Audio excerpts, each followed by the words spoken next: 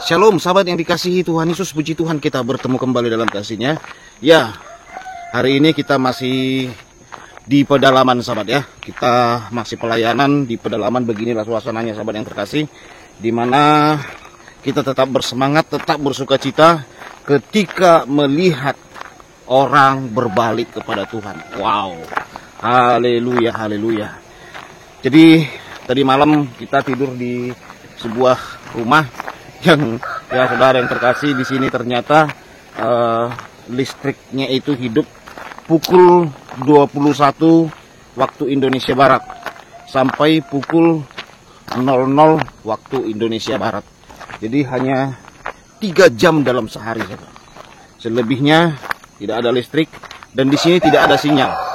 Jadi video ini saya buat tidak live ya. Nah, begitulah keadaannya sahabat. Dan di sini kita melihat keadaan penduduknya ya begitu sahabat ya. Saudara boleh lihat kanan kiri bagaimana keadaan penduduk di tempat ini. Nah saudara yang terkasih, dan tadi malam kita pelayanan, wow, luar biasa, sudah terjadi penuaian yang besar-besar. Nah, itu saudara. Kenapa terjadi? Ya, Ketua Mualaf Center. Nah, Ketua Mualaf Center ya. Ini Ketua Mualaf saudara percaya kepada Tuhan. Nah, itu percaya kepada Tuhan dan berbalik kepada Tuhan. Dan dia berjanji akan membawa orang 60 kakak yang sudah dia mualafkan. Jadi saudara boleh melihat ya, di tempat ini mereka sudah masuk. Walaupun ini desa-desa saudaraku, pedalaman-pedalaman, mereka sudah masuk. Itu karena mereka punya ya kekuatan itu sahabat ya. Ya dari segi apapun ya tentu saja mereka kan mayoritas di Indonesia, punya kekuatan. Di sini dulu saudara yang terkasih ya, di daerah ini 100% orang Kristen. Bayangkan sahabat, 100% orang Kristen. Saya tidak sebut nama sinode atau organisasinya ya, saya menjaga. Terserah saudara mau berpikir itu Kristennya Katolik kek atau Protestan kek dulu di sini. Pokoknya di sini dulu 100% Kristen. Tetapi lihat yang terjadi sahabat. Sekarang di sini orang Kristennya tinggal 40%. Nah, nggak boleh yang lewat ini. Nah, Pak, ya. Nah, saudara boleh lihat yang lewat tadi kan? Anak-anak sudah ada di sini yang berhijab. Lihat ya tadi ya. Nah, saudara yang terkasih, itu yang terjadi di daerah ini. Hamba-hamba Tuhan menurut orang-orang yang kita temui semalam ya, yang Kristen. Dulu banyak hamba Tuhan tak mau ke sini sahabat. Tak mau sahabat. Sampai sekarang pun tak mau. Ya karena dari segi ekonomi pun ya jujur memang saudara ya. Ya tidak dapat apa-apa. Karena kita tahu kehidupan orang di sini. Saudara, bukanlah orang yang berada, kan gitu, bukan orang yang berada sahabat. Sehingga adapun gereja dulu dibangun di sini tak ada pastor atau pendetanya. Adapun tidak betah sahabat, mereka tidak betah. Itulah yang membuat akhirnya mereka kaum sebelah Kedar dan Nebayot berkuasa di sini. Jadi daerah ini sekarang bukan Kristen lagi saudara. Di sebuah daerah ya, bukan di pulau ini. Ini saudara yang terkasih, saya tidak menyebut nama daerahnya. Tidak menyebut nama pulaunya. Tapi di sebuah daerah. Di dalam pulau itu. Nah, di sebuah daerah di dalam pulau itu dulu 100% Kristen. Sekarang tinggal 40%. Sedih sekali sobat. Jadi puji Tuhan kita sudah temui Ketua Mualaf. Jadi mereka ini punya organisasi cukup bagus sahabat ya. Organisasinya mereka taruh ketua-ketua Mualaf. Ketua Mualaf ini punya lagi saudaraku anggota-anggota. Dan itu semuanya saudara yang terkasih digaji. Ya. Dikasih finansial, dikasih ya kehidupan yang lebih dari cukup, lebih dari cukup. Dikasih karena kan ini pulau ini di bawah Sumatera Barat sahabat ya. dikasih kehidupan yang lebih dari cukup. Mereka di sana buat dakwah gitu ya. Sampai ke pedalaman ini, kalau saudara lihat ini kita menuju sebuah daerah itu yang 60% sekarang muslim. Nah, ini jalannya begini. Saudara-saudara kita muslim sudah masuk ke sana, sahabat. Saya tidak akan memasuki daerah itu, kita nanti akan ke sana jalan kaki, saudaraku. Nah, penginapan saya di sana. Penginapan saya. Yang saya datang. Nah, kita nanti juga akan ke sana, ke Kampung Mualaf. Nah, berbeda ya, kalau waktu di Aceh kita dilarang memasuki Kampung Mualaf, kalau di sini tidak, sahabat. Kenapa tidak? Ya, karena di pulau ini adalah pulau di mana orang Kristen adalah mayoritas di pulau ini, sahabat. Tapi ada daerah-daerah tertentu yang sudah mereka kuasai satu persatu, sahabat. Luar biasa ya. Ini kebun sagu, sahabat. Jadi makanan di sini masih orang makan sagu. Nah, ini kebun sagu. Tuh, kiri saya kebun sagu, sahabat. Jadi bayangkan, sahabat yang terkasih ya. Kegerakan Islamisasi itu gencar. Ini bukan bohongan, sahabat. Kita sudah tanya. Tuh, Ketua Mualaf. Ya betul. Kasih Indomie, kasih Super Mie, kasih biaya untuk anak-anak sekolah, kasih uang kesehatan, kasih ini dan itu. Ya, supaya apa? Supaya mau masuk Islam. Siapa yang tidak tergiur, sahabat? Tentu saja banyak yang tergiur. Nah, tapi puji Tuhan, dari 100% orang-orang itu, ya 40% tidak tergiur, 60% tergiur semua. Dan puji Tuhan, ya saya dengan Evangelis Effendi Usman tadi malam sudah langsung menemui 2 ketua mualaf. Jadi kita memohon kepada orang sini, bawa kami ke daerah ketua mualaf. Kita sudah ngobrol. Ternyata saudaraku, mereka tidak tahu tentang apa-apa tentang Islam. Ya, baca Al-Fatihah pun tak tahu. Betul. Jadi mereka mualafnya itu, yang penting mualaf asyhadu alla ilaha illallah, asyhadu anna Muhammad Rasulullah. Cuman ngucapin begitu tok. Ya. Bahkan banyak mereka yang masih makan babi. Kita tanya, apa kendala mereka mualaf? Kendala mereka, saudaraku, adalah bahasa Arab. Ternyata saudara yang terkasih, mereka pernah bertanya ketika dibawa ke Padang gitu ya. Dibawa ke Padang, mereka ditanyai bagaimana menjadi Islam. Diajarin sholat, semua garuk-garuk kepala. Orang daerah sini, saudaraku, terkendala sekali bahasa. Tidak bisa, saudara. Makanya itu live saya kemarin, saya bilang, hanya orang tidak pintarlah yang mau masuk ke situ.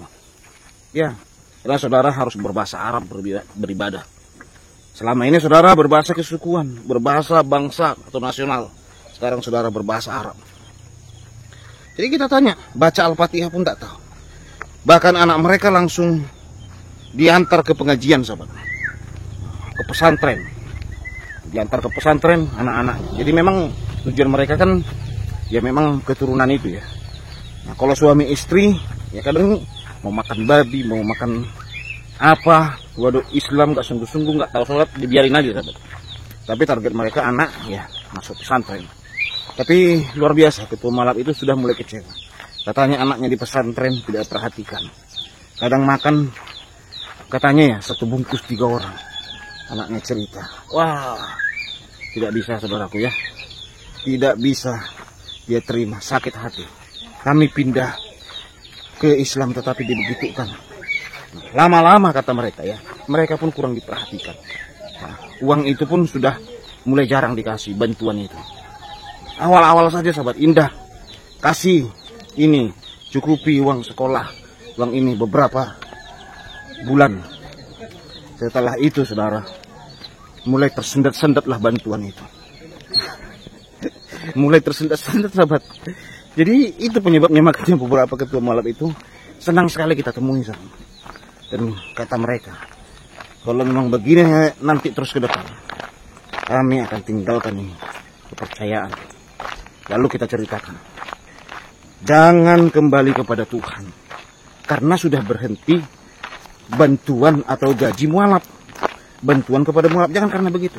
Kembalilah, karena sudah paham tentang keselamatan. Nah, setelah kita ceritakan semua bagaimana tentang kekristenan, karena waktu Kristen mereka nggak paham sahabat tentang keselamatan itu. Ya, kata mereka dan dipikir oleh mereka bahwa semua agama itu menyelamatkan. Semua agama itu, saudaraku, pasti masuk surga. Agama itu satu, caranya berbeda-beda. Makanya dengan ikhlas mereka masuk Islam, karena mereka anggap agama itu sama saja. Tetapi setelah kita jelaskan tadi malam, agama itu tidak sama. Keselamatan hanya Yesus. Betul. Karena Yesuslah satu-satunya yang berani berkata, aku jalan kebenaran. Hanya Yesus yang berani berkata, akulah terang dunia. Wow. Hanya Yesus yang berani berkata, aku pergi ke sana dan menyediakan tempat bagimu. Jadi ketika kita percaya Tuhan Yesus, Yohanes 17 jelas berkata ya, kita disiapkan tempat di sorga. Hanya Yesus. Yesus berkata, akulah pintu. Pintu keselamatan itu Yesus. Tidak ada nabi dan rasul yang berani berkata seperti yang dikatakan. Tidak ada nabi yang berani berkata, aku adalah guru dan Tuhan. Yohanes 13 ayat 13. Nah ada. Hanya Yesus yang berani berkata begitu. Aku adalah guru dan Tuhan. Hanya Yesus yang berani berkata, aku adalah Alfa dan Omega, yang awal dan yang akhir. Tidak ada nabi ataupun rasul yang berani berkata setegas itu. Aku adalah yang awal dan yang akhir. Tidak seorang pun sampai kepada Bapa kalau tidak melalui Yesus. Yohanes 14 ayat 6. Tidak ada seorang pun, saudara. Tidak ada agama pun yang bisa menyelamatkan sampai kepada Bapa, Sang Pencipta itu, kalau tidak melalui Yesus. Ya, hanya Yesus yang berani berkata, mengapa engkau bertanya di mana Bapa itu? Barang siapa sudah melihat aku, berarti sudah melihat Bapa itu. Tidak tahukah engkau bahwa aku dan Bapa adalah sama? Kita bercerita, ya tentu saja kita bertanya kepada dia, kendala-kendala dia selama jadi Islam. Kita ceritakan bagaimana keselamatan di dalam Kristen dan keselamatan yang dia imani sekarang. Terbelalak matanya. Terbelalak matanya, sahabat. Dia nggak nyangka. Dulu dia katakan, pendeta kami tidak pernah bercerita begini. Seandainya pendeta kami cerita dulu, tentu saja kami tidak akan mualaf. Rupanya sejelas itu keselamatan dalam Kristen. Ya, sejelas itu, saudara. Rugi, saudara. Tinggalkan Yesus. Bersama Yesus, sorga. Tinggalkan Yesus, binasa. Itu harus dipikirkan, sahabat. Karena di dalam Yesus, bukan mudah-mudahan. Kalau saudara dalam Kristen, pasti masuk sorga. Kalau saudara keluar dari Kristen, jadi mudah-mudahan. Mudah-mudahan masuk surga. Semoga beruntung. Nah itu saudaraku, mudah-mudahan itu kan ya itu. Semoga beruntung. Kalau saudara melamar kerja, terus dipanggil, Pak, mudah-mudahan Anda diterima. Apakah saudara datang? Tidak. Saudara akan datang kalau datang telepon, Pak, Anda sudah diterima. Pasti nih, pasti. Pasti saudaraku dikatakan begitu, maka Anda akan datang dan Anda akan bergirang. Tetapi kalau sebuah perusahaan itu memanggil Anda bekerja, dikatakan, Pak, mudah-mudahan Anda diterima. Mudah-mudahan, iya Pak, datanglah. Mudah-mudahan Anda diterima. Sepanjang jalan saudara menuju ke kantor, saudara dak-diguk. Karena dikatakan mudah-mudahan. Atau bisa saja saudara tidak jadi datang, kalau masih mudah-mudahan. Apalagi berbicara keselamatan. Kalau mudah-mudahan, tak usah sahabat ya. Tak usah diikuti. Pekerjaan saja kalau dikatakan mudah-mudahan, kita masih ragu. Apalagi tentang keselamatan. Kalau dikatakan mudah-mudahan, wah, jangan bermain-main, sahabat. Pilihlah keselamatan yang pasti, bukan mudah-mudahan. Karena kalau mudah-mudahan masuk neraka, mudah-mudahan masuk surga. Mudah-mudahan, sahabat. Nah, kita bercerita puji Tuhan dan luar biasa lawatan Tuhan, dan doakan ya 60 kakak yang akan saudara dijanjikan akan dipertemukan. Kita doakan saudara ya. Kita tidak bisa publikasikan di sini semua secara jelas demi menjaga keamanan juga. Ya, saudara yang terkasih, karena apa? Ya, itu penting. Nah, tidak penting. Kalau saudara mau dipublikasikan, saya tidak mau. Saya tidak mau, saudara. Saya berbeda dari yang lain. Saya nggak mau pamer-pamerkan. Pokoknya ini saya sampaikan. Nah, lihat bagaimana gerakan Tuhan. Doakan sahabat. Berapa hari kita masih di pedalaman ini, ya kita berdoalah supaya kita tetap fit, tetap sehat selama di pedalaman ini, dan Tuhan bekerja dengan luar biasa. Karya Tuhan dahsyat ya di pedalaman ini.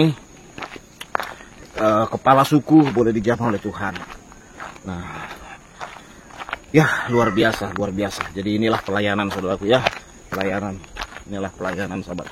Saya senang sekali pelayanan di pedalaman ini. Ya, sehat kita sahabat. Kenapa sehat? Kita jadi tidak pernah lihat HP di sini. Karena tidak ada sinyal sahabat. Jadi kembali ke zaman batu. Ya, sehat menurut saya. Tidak ada sinyal.